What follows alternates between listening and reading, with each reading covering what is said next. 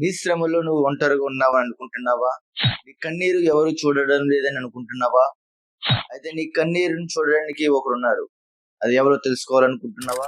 ఈ వాక్యాన్ని చివరి వరకు విను. అందరికీ praise Lord, my dear brothers and sisters in Christ. అందరూ బాగున్నారా? మీ అందరూ బాగుండాలని ప్రతినిత్యం మీ కొరకు ప్రార్థిస్తున్నాం. ఇంకా ఎవరికైనా ప్రార్థన అవసరతలు ఉన్నట్లయితే కింద కామెంట్ సెక్షన్ లో తెలియజేయండి. వారి కొరకు కూడా ప్రార్థించడం జరుగుతుంది. ఈ రోజు దేవుని వాగ్దానం చూసుకుందామా? అందరి దగ్గర పరిశుద్ధ గ్రంథాలు ఉన్నట్లయితే తెరిచి చూడండి. ఈ రోజు దేవుని వాగ్దానము కీర్తనల గ్రంథము 18వ అధ్యాయము 6వ వచనం. నా శ్రమలలో నేను యెహోవాకు మొరపెట్టి తిని, నా దేవునికి ప్రార్థన చేసి తిని, ఆయన తన ఆలయములలో ఆలకించి నా ప్రార్థన అంగీకరించును. నా మొర ఆయన సన్నిధిని చేరి ఆయన చెవులు జొచ్చును. ఇక్కడ ఈ కీర్తన అనేది దావీదు గారు రాయడం జరిగింది. పైన ఇంట్రడక్షన్ లో ఉంటది ఏమనంటే, యెహోవా దాసుడైన దావీదు. సరే, ఏమనుందంటే యెహోవా దాసుడైన దావీదు. మరి దావీదు గారు యెహోవాకు దాసుడై ఉన్నారు. మరి మనలో చాలా మంది దేవునికి మనం దాసుడై లేం. కొంతమంది కొన్ని రకాలుగా కొంతమందికి దాసులై ఉన్నారు. ఇక్కడ పౌలు భక్తులు అంటాడు కదా, కొంతమంది తమ కడుపుకు దాసులై ఉన్నారు అని. అంటే అర్థం ఏంటంటే, ఈ లోకములో లోక సంబంధమైన వాటి మీద, లోక సంబంధమైన ఆలోచనల మీద తనకు కావలసినవి సమకూర్చుకోవడానికి వాళ్ళు దాసులై ఉన్నారు.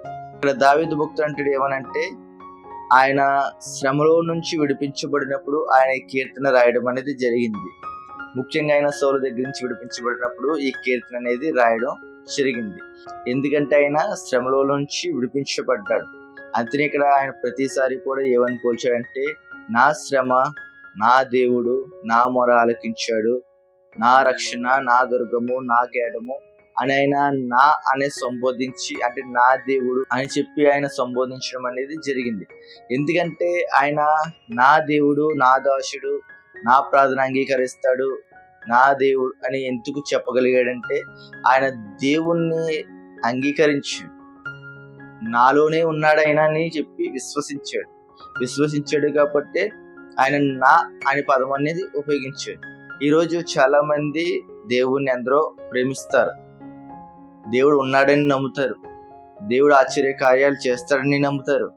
కానీ నా అంటే తన సొంత రక్షకునిగా అంగీకరించాడు. నా దేవుడు అని చెప్పి చాలా మంది చెప్పుకోలేరు.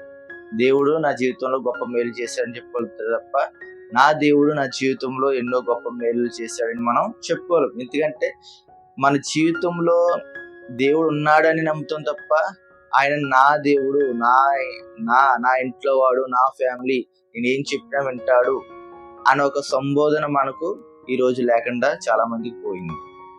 కానీ ఇక్కడ దావీదు భక్తుడు ఏ మాత్రము సంకోచించకుండా నా దేవుడు నా ప్రార్థన అంగీకరిస్తాడు, నా శ్రమలలో నేను ప్రార్థన చేసినప్పుడు నా దేవుడు నా ప్రార్థనకు తగిన ప్రతిఫలం ఇస్తాడు అనే ఒక ఆలోచన కలిగి ఉన్నాడు. అలాంటి ఆలోచన కలిగి మనం కూడా జీవించాలి. ఈ రోజు నీ జీవితంలో ఏదైనా శ్రమ వచ్చిందా? ఈ రోజు నీ జీవితంలో ఏదైనా శ్రమ వచ్చినప్పుడు, మరి నీకు ఇబ్బంది వచ్చినప్పుడు చాలా మంది చాలా విధాలుగా కొంతమందిని ఆశ్రయించడం అనేది జరుగుతుంది. మా కుటుంబంలో సమస్య ఉందండి, మా కుటుంబంలో శోధన ఉందండి అని చెప్పి కొంతమందిని ఆశ్రయించడం అనేది జరుగుతుంది. అలా కొంతమందిని ఆశ్రయించడం వల్ల వాళ్ళు మీకు ఎన్నో కథలు చెప్పి మిమ్మల్ని ఇంకా కృంగదీసి మీ దగ్గర డబ్బులు దోచుకోవడం అనేది జరుగుతుంది. కానీ ఇక్కడ ప్రభు అంటున్నాడు ఏమనంటే, నీ గుడారంలోంచి పాపము కొట్టివేయము. ముందు నీ గుడారంలో ఉన్న పాపము నువ్వు తీసివేసినట్లయితే నీ యొక్క శ్రమ నీ యొక్క కష్టము అన్ని కూడా తొలగిపోతాయని యేసుక్రీస్తు ప్రభు మనకు చెప్పడం అనేది జరిగింది. నీకు వచ్చిన శ్రమ ఏంటన్నది నువ్వు ప్రార్థించినప్పుడు ఆ ప్రార్థన దేవుడు ప్రతిఫలాన్ని ఇస్తాడు. ఇక్కడ హన్నా గారిని మనం చూసుకున్నట్లయితే ఆమె ఎంతగానో మరి దేవుని సన్నిధిలో తన కన్నీటి రోదన వినిపించింది, ప్రార్థన అనేది చేసింది. సిలోహు అనే ప్రాంతంలో ఆమె ఎంతగానో కన్నీటి ప్రార్థన, వేదనతో ఆమె ప్రార్థన అనేది దేవుని ముందు కుమ్మరించింది. దేవుడు ఆమె కన్నీటిని ప్రార్థన విన్నాడు, ఆమె ప్రార్థన ఒక మొరను విన్నాడు, మరి ఆమెకు తగిన ప్రతిఫలాన్ని ఇచ్చాడు. ఇక్కడ సిలోహు అనగా నెమ్మది. ఆ నెమ్మది గల ప్రాంతంలో ఆమె ఎంతగానో దేవుని వేడుకోవడం జరిగింది. దేవుడు ఆ ప్రార్థన విన్నాడు, ఆ ప్రార్థన తగిన ప్రతిఫలాన్ని ఆమెకు ఇచ్చాడు. ఈ రోజు మరి నీ జీవితంలో నువ్వు దేనికోసం ప్రార్థిస్తున్నావు? నువ్వు ప్రార్థిస్తున్నప్పుడు దేవుడు ఆ ప్రార్థన వింటున్నాడా లేదా అని అనుకుంటున్నావా? నువ్వు చేసే ప్రతి ప్రార్థన, నువ్వు చేసే ప్రతి మాట, ప్రతి మాట కూడా ఆయన వింటాడు. ఏ మాత్రం ఆ మాట వ్యర్థంగా పోదు. ప్రతి మాట ఆయన సన్నిధికి వెళ్తుంది, ఆయన సన్నిధి నుంచి నీకు జవాబు వస్తుంది. కానీ కొన్నిసార్లు నీకు జవాబు రావడం లేదు అంటే నీలో ఇంకా ఏదో దోషము ఉంది. ఇక్కడ దోషము అంటే ఎక్కువ మీరు ఆలోచించొద్దు. కానీ ఏంటంటే దేవునికి మనకు ఒక రిలేషన్ అనేది ఏర్పరచబడాలి, అంటే ఒక బంధం అనేది ఏర్పరచబడాలి. ఆయన నిన్ను ఉన్నత స్థాయిలో నిలబెట్టాలని ఆశ కలిగి జీవిస్తున్నాడు, కానీ నువ్వు ఆయనను పక్కన పెడుతున్నావు. నీకు కొంచెం శ్రమ వచ్చినప్పుడు, నీకు కొంచెం కష్టం వచ్చినప్పుడు, నీకు కొంచెం అనారోగ్యం వచ్చినప్పుడు నీ దేవుడు నీకు తోడై ఉన్నాడని నువ్వు విశ్వసించకుండా ఆ విశ్వాసానికి చోటిచ్చి నువ్వు నీ జీవితాన్ని పక్కద్రోవ నువ్వు తప్పుతున్నావు. అలాంటినప్పుడు దేవుడు నేను ఉన్నత స్థాయిలో ఎలా నిలబడతాడు? నీ శ్రమ ఎలా తీరుస్తాడు? నీ కష్టం ఎలా తీరుస్తాడు? అందుకే ఇక్కడ దావీదు భక్తుడు అంటున్నాడు, ఎంత కష్టం వచ్చినా, ఎంత శ్రమ వచ్చినా, ఎన్ని ఇబ్బందులు వచ్చినా నా దేవుడు నా మొర ఆలకిస్తాడు. ఆయనే నా రక్షణ దుర్గము, ఆయనే నా కేడము, ఆయనే నా శృంగము అని చెప్పి అంటే ఆయనతో ఉన్న రిలేషన్ ఆయన పంచుకోగలుగుతున్నాడు. ఇక్కడ నా అనే పదాన్ని ఆయన హైలైట్ చేయగలుగుతున్నాడు, అంటే ఆయన ఒక రిలేషన్ బట్టి. మరి నువ్వు నీ జీవితంలో దేవునితో ఉన్న రిలేషన్ నువ్వు పరిచయం చేయగలుగుతున్నావా? దేవుడు నీతో ఉన్నాడు అనే ఒక రిలేషన్ నువ్వు పరిచయం చేయగలిగితే దేవుడు నీ యొక్క శ్రమలను, నీ యొక్క బాధలను, నీ యొక్క కష్టాలనైనా తీరుస్తాడు. కీర్తనలు 34వ అధ్యాయం ఉంటుంది ప్రార్థనకు జవాబు. నీతిమంతులు యెహోవాకు మొరపెట్టగా ఆయన వారి ప్రార్థనలన్నిటిని ఆలకించి వారికి జవాబు అనేది ఇస్తాడంట. నువ్వు నిజంగా నీతిమంతుడు అయితే నువ్వు ప్రార్థన చేసినప్పుడు దేవుని ప్రార్థన విని ఈ ప్రార్థన తగిన ప్రతిఫలనైనా ఇస్తాడు. చివరిగా నేను మీకు ఒకే మాట చెప్తున్నాను, పరిస్థితులు మనకు ఎంత వ్యతిరేకంగా ఉన్నప్పటికీ మనం మనుషుల వైపు చూడడం కంటే నా దేవుడు నాకు ఉన్నాడు అని నువ్వు ఎప్పుడైతే అనుకుని ప్రార్థిస్తావో అప్పుడు దేవుని ప్రార్థన అనేది వింటాడు.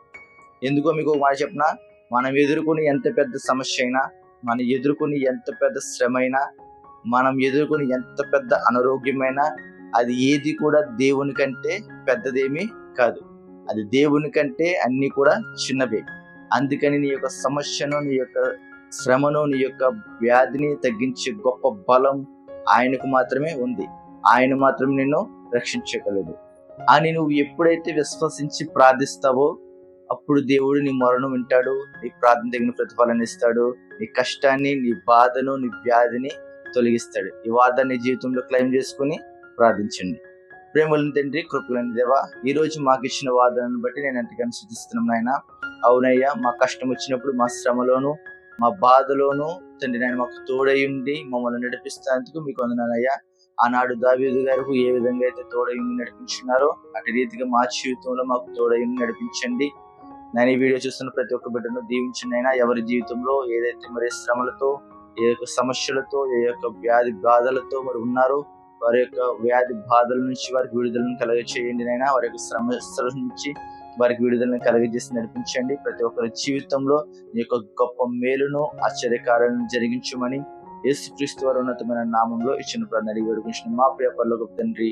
ఆమేన్, ఆమేన్, ఆమేన్. అందరికీ మై గాడ్ బ్లెస్ యు. దేవుడి మీద దీవించిన గాక. ఆమేన్. మరిన్ని ఆత్మీయ సందేశాల కోసం మీరు ఛానల్ ఫాలో చేయండి. దేవుని చిత్తమైతే రేపటి దిన మరొక వార్తను కలుసుకుందాం. అంతవరకు సెలవు.